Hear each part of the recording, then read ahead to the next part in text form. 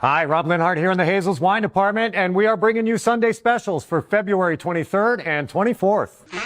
John was the first one to pull you down. He took one drink and he started to clown. Passed you the Hazel, Jane, and Jack. Penelope got you and passed you right back. We are in California this week, white and red, and we're going to start in Napa, in that famous Carnero sub-area in Napa. This is the 2015 Tognetti Chardonnay.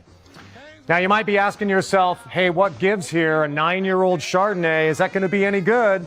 Well, this is going to be a great example of how well-made whites, and particularly Chardonnay, can sometimes age at least as well as a red from the same place. And this is a great example of that. So as it's aged now, I will say it's lost a little freshness, but there's great depth of fruit here, and it sort of gets into this almost baked place. So you're thinking about baked apple, baked red pear. So it gets a little bit of that kind of almost apple pie, pear crostata thing going on.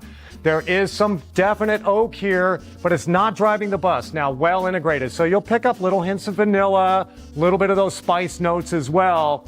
One thing that really stood out for me in this wine, there's a pronounced sort of citrus streak going here. I was thinking about preserved lemon. Very, very intense lemony streak that runs through this wine. A lot of times these wines will start to fade a little bit over time, but this one has not faded at all. Again, great depth here. The acidity is still nice and kicky. Really firms up, tightens up the finish. If you're expecting a big, buttery, sort of soft style, that's not what you're going to get here. It's definitely going to firm up and tighten up on the finish. Little bit of a mineral streak as well. A very complete Chardonnay, a great illustration of how a well-made Chardonnay can age beautifully.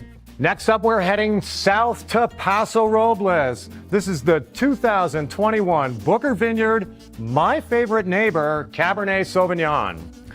The watchword here is freshness, right up front. Great concentration, but beautiful, fresh black cherry, blackberry fruits. Leans just a little bit red on the palate, but again, those darker fruits are driving the bus here.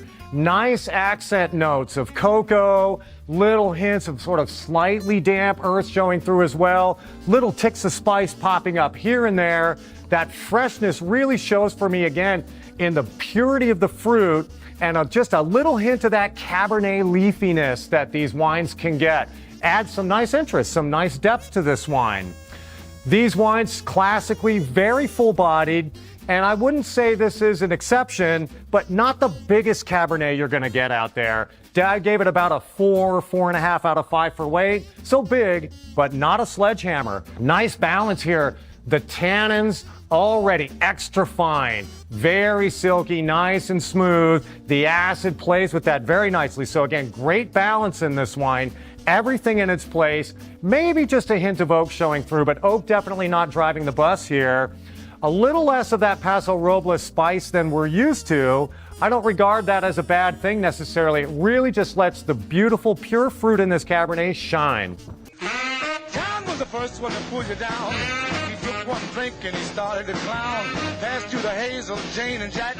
Penelope got you and passed you right back.